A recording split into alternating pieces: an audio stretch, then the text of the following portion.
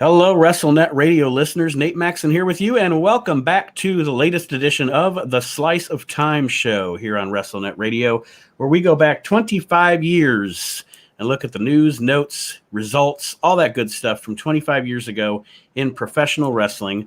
To start us off today, at least for the first part of the show, I have a very special guest. Mr. John Majewski of the Asylum is here with us. Magic, what is up tonight, my friend? You know, it is a good night. Anytime I get to come on with Nate and talk about wrestling, I love it. Obviously, any of us, if you're listening to this show, you're passionate about it. You know Nate's passionate about it. He knows I'm passionate about it. So, you know, we could probably sit here and have a 3-hour talk on what a body slam is. That's how much we love and dig into wrestling. And then you take this show. This show is amazing because I was just telling Nate earlier today, like, to go back in this time, it almost like brings this sense of joy and happiness because, you know, I was younger. There wasn't the exact same internet crowd where, you know, we talked about wrestling. We didn't debate, well, if I was the writer, I would have done this or that, you know. So I'm excited. And obviously this was a super cool time. Wrestling was about to change and explode. So it's a great feed up right to it. Yeah, based on the cover date for what we're talking about in the wrestling news this week, because this week we cover Great American Bash 96 is in here. And so we're literally a week away from probably the most important promo ever cut in pro wrestling, the Austin 316 promo. So you are on the precipice of the biggest era in pro wrestling history, really, you know, from a monetary standpoint and a popularity standpoint. We can debate all day. Was it Gorgeous George? Was it Hulk Hogan? Was it Stone Cold? But you got to go with one of those three, you know, as far as national popularity goes. But I'm sure we'll talk about Stone Cold as we go on through this episode. You said wrestling earlier, which I said wrestling, which really correlates to the first story here, which is kind of a sad story. This week, 25 years ago, we lost Dirty Dick Murdoch at the age of 49 of an apparent heart attack. That's why I said wrestling, because Dirty Dick Murdoch, for those of you that don't know, he was Dusty Rhodes' tag team partner back in the 70s when they were heels. Dusty Rhodes is a heel. Most of us that are our age probably wouldn't even remember Dusty Rhodes as a heel, John. But he was a huge heel, which in turn makes you a huge babyface when you turn, you know? Yeah, so I never saw Dusty as a heel.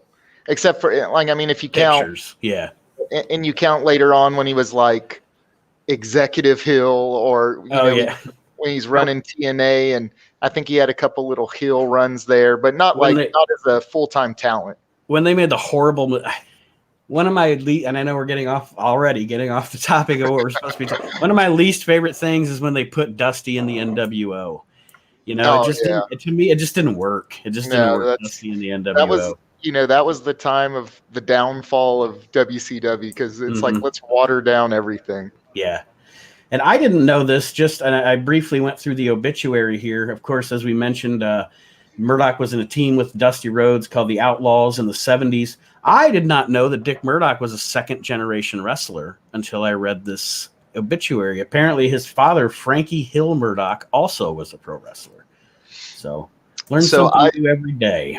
Dick, I never knew him because growing up, we didn't have cable TV or anything. So for my first 5 or so years, maybe a little less of wrestling, all I knew was WWF, and it was WWF Superstars on Saturday morning. Right. And of course, you'd have, at that time, it wasn't even every week, but you'd have like the Saturday night main events and everything. And that was like a pay-per-view to me as a kid. I was like, oh boy. But I remember the first time I saw him is a picture of him and Dusty. And to me, they look like twin brothers or something, you know, they're the pot bellies and Yeah. And, I mean, Dusty's always been a little chubby, but he was a smaller chubby then. And Dick Murdoch, if you described him, you'd probably describe Dusty, you know, same guy. So I know a little bit more about him now, but I never saw him live or I was never following him when he was an active wrestler. Same here. Same here. Just kind of in the, we did have cable, so we had TBS. But by the time I started watching WWF in '83, and then the other stuff, I opened my eyes to the other stuff probably, 85, 80, between 85 and 87 sometime. By that time, he was on the downturn. At that point in my life, I didn't even know what Mid-South Wrestling was, Yeah. and So yeah, and I'm getting off a little on you too here, but I kind of thought of it as like baseball or something. So I knew WWF, and I thought that was the major league, and I had seen some very small little local shows that came through town and rented out like the gymnasium type stuff. So I thought it was like when I'd go to the store and you'd get your little pro wrestling magazine. I thought every other league was like the AAA, the minor league of right. They all want to get to the WWF. So that's how I thought. I didn't know territory. I didn't know, there could be competing companies. I thought everyone was just WWF and that's it. Well, and there's nothing wrong with that either. Like you said, it was the joy of that time, not, and yes, granted, I do it as a business now, but not breaking down every little thing and analyzing every little move and every little promo and all that stuff. I mean, that's fun too. I love doing this, but you're right. It was so much better back then when you didn't know. Exactly.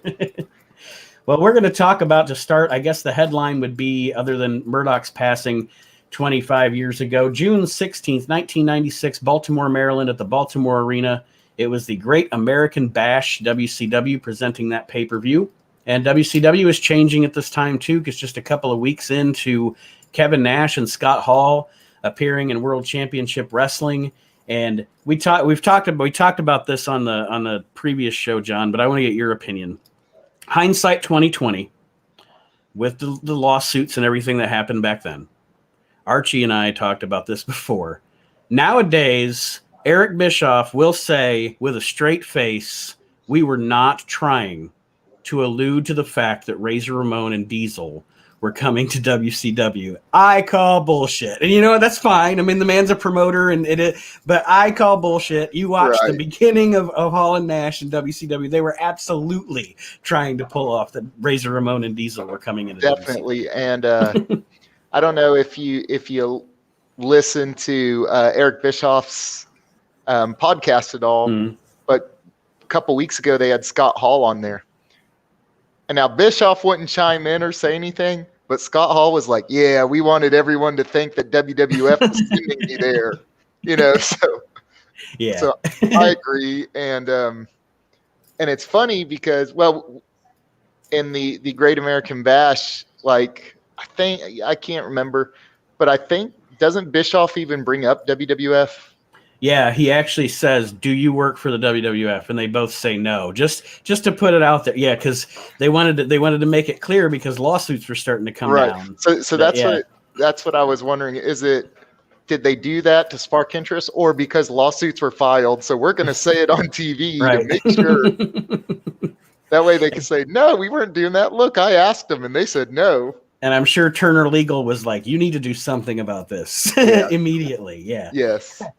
Well, to open up the Great American Bash, Rick and Scott Steiner defeated Fire and Ice, which was Ice Train and Scott Norton, when Scott Steiner pinned Scott Norton in 10 minutes, 26 seconds. I have not seen this pay-per-view in quite some time, but I'm sure this was a hard-hitting match with the four guys involved. Yeah. And that one is, I think that is face, which was still kind of rare then.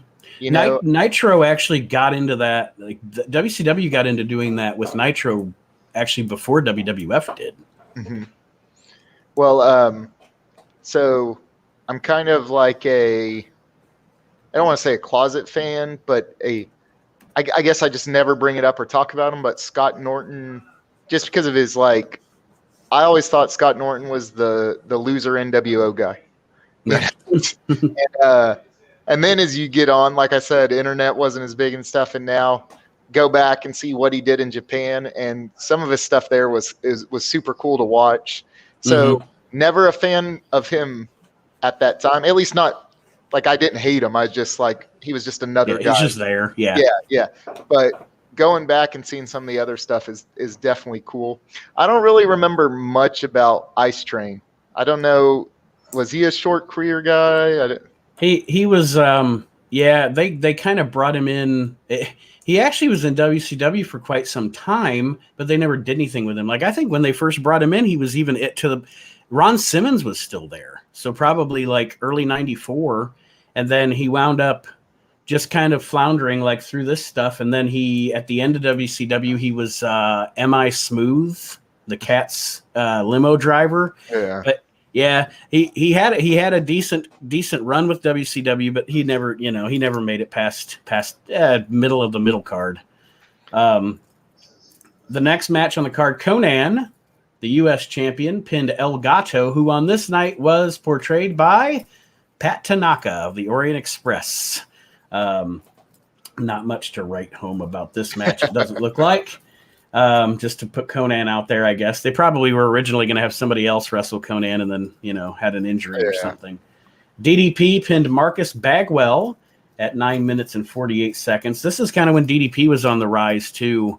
And this is is this white meat, no crazy personality Bagwell also? Yeah, this is still American males Bagwell. Yeah, this is just what I would call like generic wrestler Bagwell. It was just none of the crazy stuff we found would soon to find that his personality would bring out.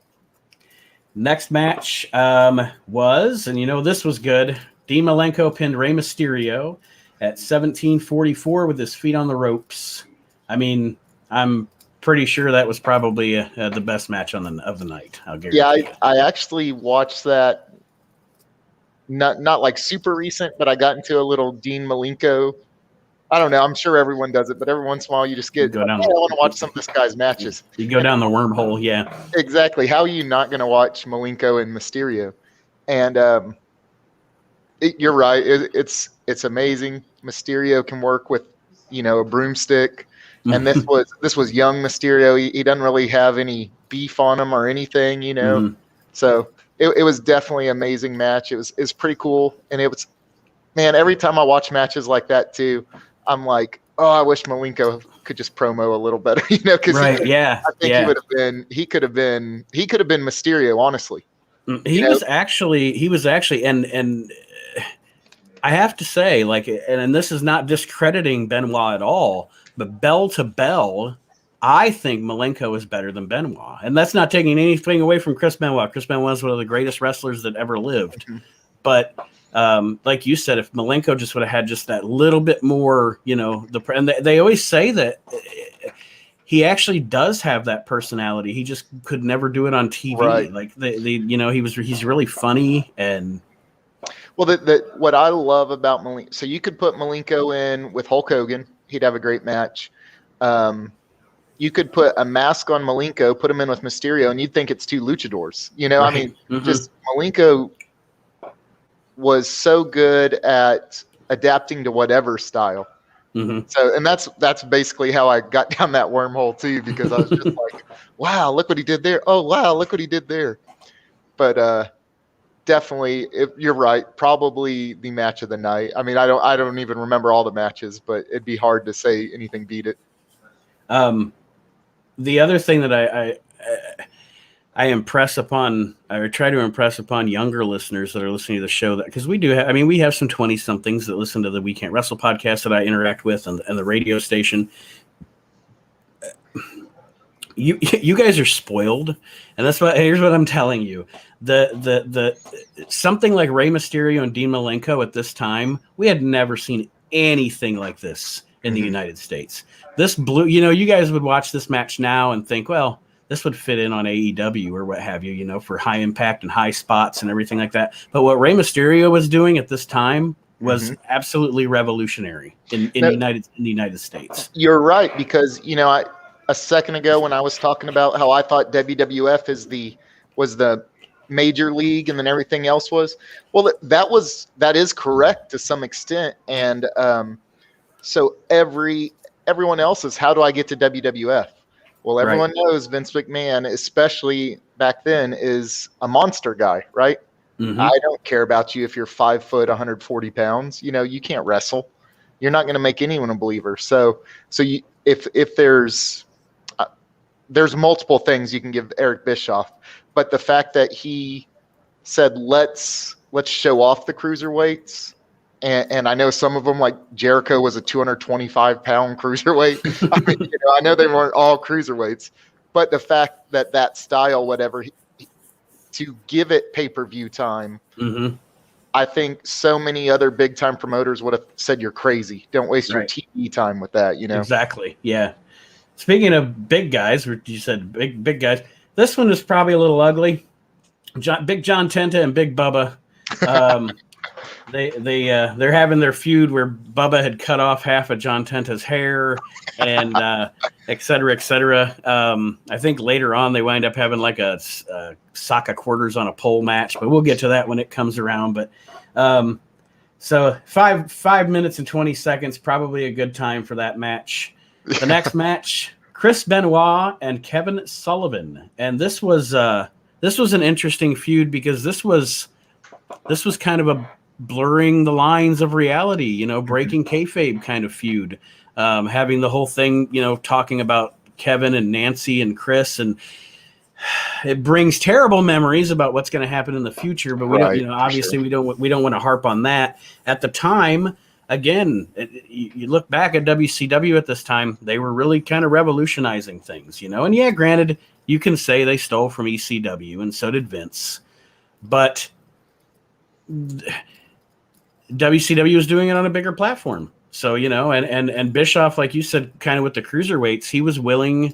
This is why he was the only guy from when Ted Turner bought WCW to when it closed to make money with WCW, because he was willing to take those risks to be different from the WWF. Definitely. So, I think I'm trying to think in wrestling, and you're right, up until that time, now later on we had like Jeff Jarrett and Kurt Angle. They kind of do even more so. But Kevin Sullivan is from a time of wrestling. Now it's more of an art and it's more of a show. But there was a time where old school guys, if you talk to them, it was all about money. Yeah. Right. And, that's why we're all marks, and that's mark for your money, and we could go on forever. But, you had guys who saying, oh, if I'm going to get knocked out by a woman, that's fine if the ticket sales are good. Obviously I'm talking back before, there was no male-female matches and everything like that. Or if it was super gimmick. Right. But, so it is like Bischoff creatively is definitely going outside the box, and a lot of it's paying off. A lot of it he's getting hits with. Yes. We had a match between Sting and Lord Steven Regal, where Sting won by submission, which was probably also a good match. Two good wrestlers in that one. And the main event of Great American Bash 96, we get to see Steve Mongo McMichael join the Four Horsemen as Ric Flair and Arn Anderson defeated Steve McMichael and Kevin Green. And people can say what they want about Steve McMichael. I was never a big fan of him as a commentator, but I think as a promo within the Horsemen, Steve McMichael lived up to being a Horseman. And I know that might be a controversial statement to make to some, old school fans like us, but I really did. I thought he fit in, Well, so I remember I didn't get to, watch the pay-per-view. That was, like I said, I was reading results and whatever. And it was a shocker because before this, he was super baby. He was I'm the retired football guy who just happens to love wrestling, and I'm going to be this little dog. Yeah, exactly. So I remember when I read that, I was shocked. I was like, wow, no way. And then, a lot of people gripe about his botches and his wrestling, whatever. At the time, I didn't think anything of it because the way I looked at Mongo McMichael was he was just this gigantic brute football player, and it ain't going to be pretty. He's just like he's like the big guy in a bar. He don't know karate. He doesn't know how to box, Right. but he can go, right? He's going to throw fists with anyone. So it's easy, kind of like you said, now for us to sit back and go, oh my God, his wrestling is so horrendous. But it was a different time. So Exactly. at no point was I thinking. Another thing I remember being excited about this was because this is the brain, right? Yes. Yeah, and this was like at this point it was kind of already known. Maybe I was reading online. I can't remember why, but like it's the brain wasn't going to manage. That's why he went to WCW, right? He couldn't. And if you know me, I still to this day believe he is the best overall performer in all of wrestling. You know, when you add in everyone, no matter what he did, I was gold. So that's exciting to me. And I think he was their coach, right? Isn't that what you? Yeah, like, the coach. Not a wrestler or a manager, but the same role. I'll be your coach. Yeah. Yeah. I kind of skipped over the giant pin Luger to retain the WCW title. The big angle, though, that we alluded to before we started, this was the night that Kevin Nash powerbombed Eric Bischoff through the stage. When the don't jack us around, man. And who's the third guy? And we are headed toward the NWO. There's still just actually, as a matter of fact, in this show, I don't even think they were even calling them the Outsiders yet. I think they were still just saying, these guys from the outside or something like that. It was kind of building. They were trying to tweak the name and figure out what they wanted to call them. But once again, another big deal. When did you ever seen the interviewer or the promoter or what have you get powerbombed by one of the wrestlers through the stage? And at this point, Bischoff isn't the number one man, right? At least not. Right. I don't know about behind the scenes, but on air he's just a commentator, right? Or announcer, commentator, interview guy. So the thing that's hilarious is like when we think of core NWO, you got Nash, Hall, Hogan, and Bischoff. Well, one, they powerbomb Bischoff, and two, they dissed Hogan in the interview. Yeah. So it's like they were either masterminds or they didn't really know what was going on. Had no idea what they were going to do. Exactly. And I'm sure we'll dig into it more when we get to the Bash at the Beach, but there's a lot of stories about a lot of contingency plans they had Hogan not gone through with the heel turn. Sting, Luger, they were all possibilities. But yeah, I don't know. I'm with you. To this day, I don't know if they had a handle on what they wanted to do, or if they were just like week to week saying, all right, well, it seems like this thing's heating up. What are we going to do next week? Right. I'm 100% confident they didn't 100% know. Probably not 80% know what was going on, Right. Other than those two. They had those two down.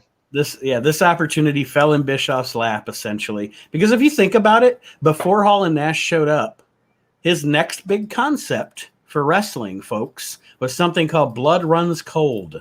That was going to be Bischoff's next big concept, was Glacier and the whole Blood Runs Cold storyline, like a Mortal Kombat kind of thing.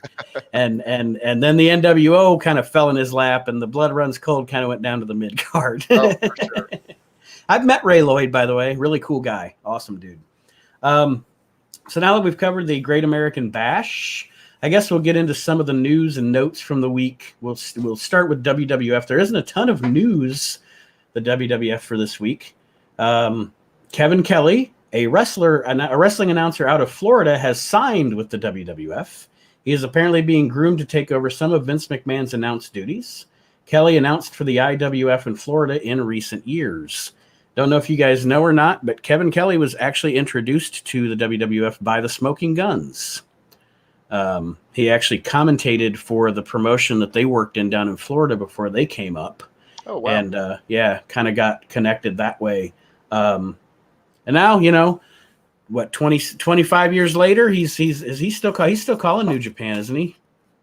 Yes. Yes. I'd have to look at, but I think so. Let's see what the next little news note here. Barry Windham contacted the WWF, showing interest in returning to the ring. Last word we got was he was operating a restaurant in Florida. The WWF is interested, although if Wyndham is serious about being in wrestling shape and if his knees are in adequate condition.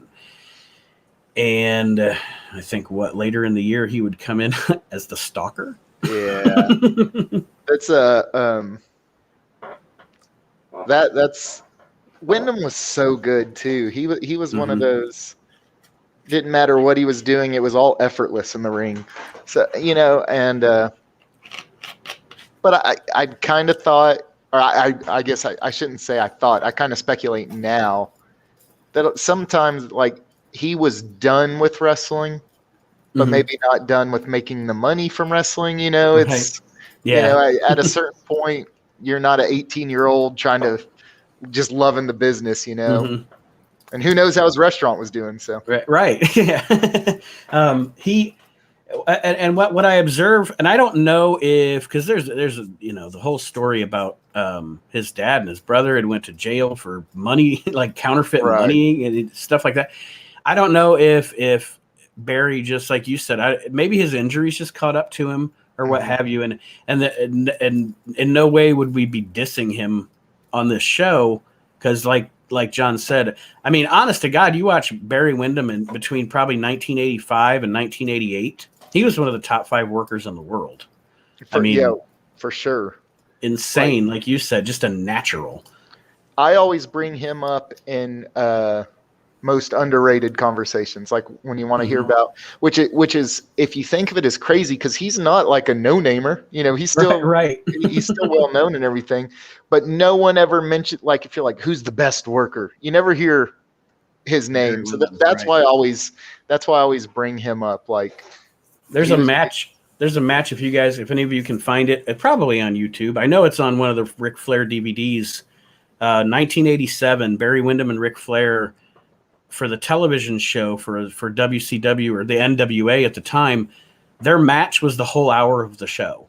And it is one of the greatest wrestling matches I've ever seen in my life. It's amazing. Yeah. Shoot. I think it may have been July 87, maybe. But yeah, fantastic match. The only other news from the WWF at this time is they had a house show June 14th in Denver, Colorado. The New Rockers beat the Bushwhackers. Yes, the Bushwhackers are still around at this point. I think they had brought them back, and they did a little thing with Well Done. Then they were in the tag championship tournament, just hanging around, having fun. Justin Hawk Bradshaw, who we would later know as JBL, beat Barry Horowitz. Savio Vega beat Owen Hart. That's a guy that I always bring up when underrated conversations come up, John, is Savio Vega. Definitely. I really, really like Savio. And when you just said that, Savio and Owen, I was like, oh, I want to go watch that match. I want to see if I can find it, Because, there was a little guy, not there's little guys. There was a lot of guys, I think, that were so good they made it to the WWF. But at that time, WWF was still the monster factory, right? Mm-hmm. And if you're not 6'4", 275, you're probably not, you're going to be a filler match. You're going to be this whatever. And he probably I think he was there long enough to where they started getting out of that, but by that time, right. And it's by that time. And how long have I been stuck as a filler guy where now that's just, I'm labeled as filler guy, Well, and I've always said it too. If you get into, like you said, he was still there, 97, early 98 when things started rising, but also when things started rising during that time, I think one thing that hurt him was you're getting into an era of wrestling where, I mean, the top guys are all a top promo.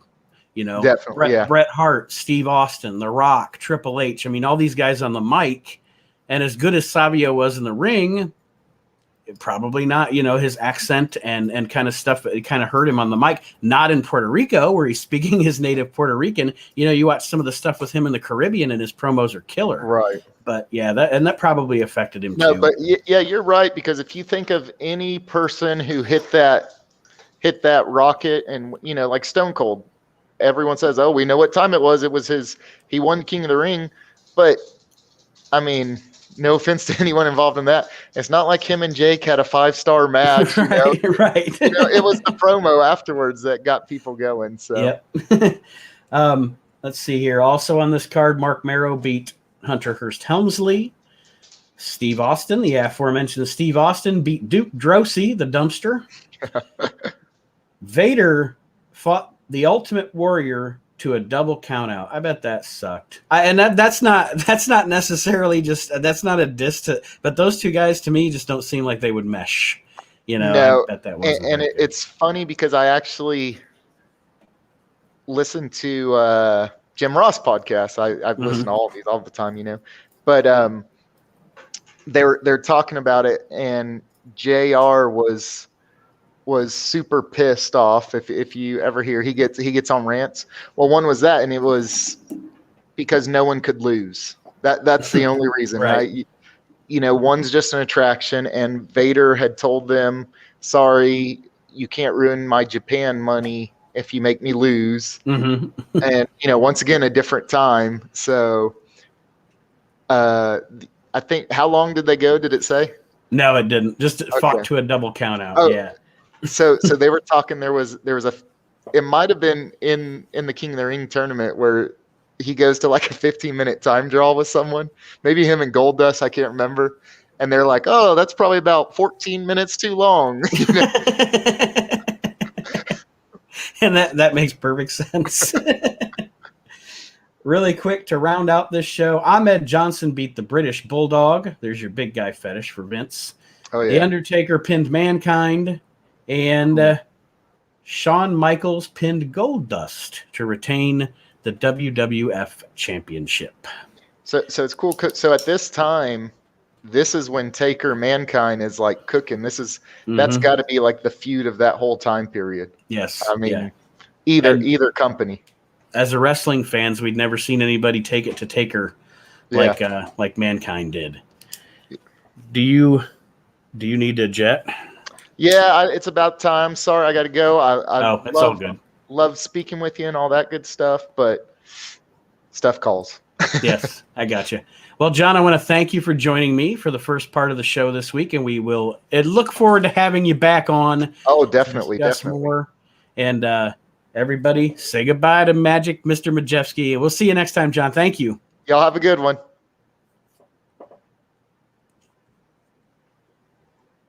All right. And we want to thank John for being here on the show this week and joining us, talking about at least the Great American Bash and WWF news from 25 years ago this week.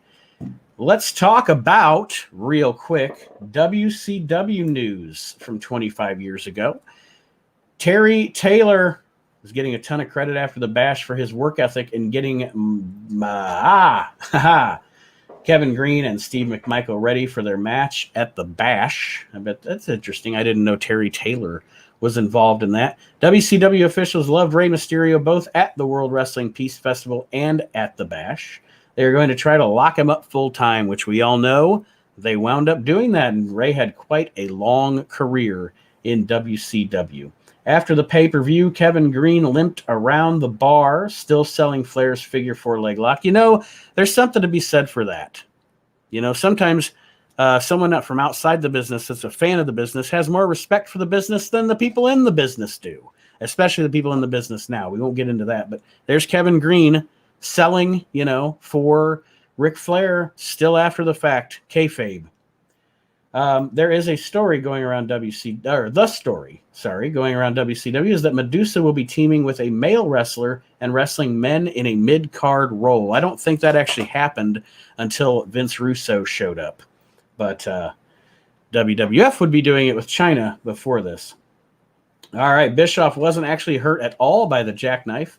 Pedro Morales, who does Spanish announcing for WCW, had to be stopped from walking over the table early during the Bash.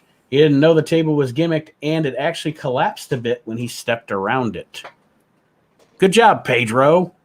The backstage atmosphere at the Bash was said to be the best it's been in at least a couple of years.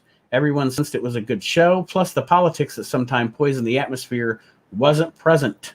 I wonder if that had to do with a certain guy in red and yellow not being around. Well, we talked about this earlier, John and I did. The current Blood Runs Cold Glacier promos show some excellent graphics, but no hints as to who will be on the team. And now we know, eventually it's going to be Ray Lloyd, Brian Clark, who is Adam Bomb or wrestled here as Wrath, Canyon. Had Brian Pillman not signed with the WWF, plans were for Pillman to team with Benoit, forming a faction separate from the Four Horsemen. Somehow Sullivan would have been aligned with either the Horsemen or the anti-Horsemen, Pillman and Benoit. Another idea that was scratched involving Dusty Rhodes intervening in the incident between Hall and Nash and Bischoff, leading to Dusty getting jackknifed through the table. That would have been interesting. So let's take a look here. That's the WCW news for the week, the little notes. Let's take a look at some house show results for WCW on the road. June 14th in Norfolk, Virginia, at the Scope in the opener, Dick Slater pinned Disco Inferno at 9:46. Chris Benoit pinned Flyboy Rocco Rock with a dragon suplex. Medusa pinned Colonel Robert Parker in a strap match. Dean Malenko pinned Brad Armstrong with a victory roll to retain the Cruiserweight title. Diamond Dallas Page pinned Hacksaw Jim Duggan after a diamond cutter. And that is that for that show. Didn't sound like, I don't know if I'd like that show or not. Guys, what do you think? Lex Luger. Oh, I'm sorry. That wasn't it for that show. I thought this was two shows. It was actually broken up by my document. I apologize. Lex Luger beat Randy Savage via disqualification. The show's getting a little more star heavy here. Ric Flair beat the Giant via disqualification, so the Giant retained the WCW World Heavyweight title. And that was your main event. Flair and the Giant for the WCW World Heavyweight Championship. Now, let's see here. We are going to talk about the Monday Night Raw from this week in 1996. The Monday Night Raw 6/17/96, taped May 27th in Fayetteville, North Carolina. Steve Austin pinned Savio Vega. And those guys are still kind of sort of in a feud here. Austin's about to move past that, obviously. The Wild Man, Mark Marrow, beat Owen Hart. Steve Austin was on commentary during this match. They went to Jim Ross in the ring while Marrow was still being tended to at ringside. Ross interviewed the Bulldog. Bulldog focused on his determination to win the WWF title from Michaels. Ross told Bulldog that Shawn Michaels is in the building. As Bulldog insulted Michaels, Michaels charged the ring and brawled with him. This was I was a big fan of this feud back in 96. We talked about it last week, but I think that I don't know. I think in a different space, a different time, Bulldog could have had a good run as the WWF champion, at least for a little bit. Jake Roberts beat Goldust via disqualification. And that was the end of the show. Actually, Jim Cornette revealed at the end of the show that Mr. Perfect would be the special referee for the WWF title match at the King of the Ring. So that brings a little interesting thing in here. Let's take a look or listen at the WCW Monday Nitro from June 17th, 96. Tony Schiavone and Larry Zbyszko, of course, opened the show. Rick Steiner pinned Stevie Ray. Joe Gomez pinned the Disco Inferno. Notice they always had those matches on Nitro that just didn't really mean anything, just kind of filler, what have you. Arn Anderson and Chris Benoit beat the American Males. Gene Okerlund interviewed Anderson and Benoit in mid-ring. Anderson acknowledged that the fan support, saying, "Fans like someone who says what they're going to do and do it." Benoit grizzled to Sullivan that he would never be able to separate the Horsemen. John Tenta pinned Big Bubba. This seems to be a trend going on in WCW at this time. Gene Okerlund interviewed Randy Savage, who said he has sought professional psychiatric help. They're doing the Randy Savage has gone crazy because of Elizabeth aligning herself with Ric Flair storyline at this time. Don't know where they would have went with that had they not went with the NWO at this point. There's a lot of stuff that goes on in WCW during this small period of time between when Hall and Nash enter and when the NWO was formed, where you don't quite know what was going to happen. It's interesting to think. Ric Flair pinned Randy Savage during Savage's ring entrance. The fireworks went off beginning the second hour of Nitro, and Arn helped out Ric Flair in this match to win. Gene Okerlund interviewed Kevin Sullivan, Giant, and Jimmy Hart. Okerlund said he noticed little cliques forming backstage at the Bash. After Giant and Sullivan swore revenge on the Horsemen, Sullivan said he'd put his problem with the Horsemen aside because what comes first is WCW. So there you go. Dean Malenko pinned Rey Mysterio to retain the Cruiserweight title. Once again, probably a fantastic match here. The Giant beat Scott Steiner to retain the WCW Heavyweight title. Scott went for a belly-to-belly suplex early, but couldn't get the Giant off his feet. And then at the end, Giant threw Scott off him during a pin attempt. Scott broke a chair over Giant's head. Giant then chokeslammed Scott and pinned him. And there you go. The night after the Great American Bash, WCW. At the end of the show, Gene Okerlund introduces or says that it is going to be Sting, Lex Luger, and Randy Savage against the Outsiders at the Bash at the Beach. All right.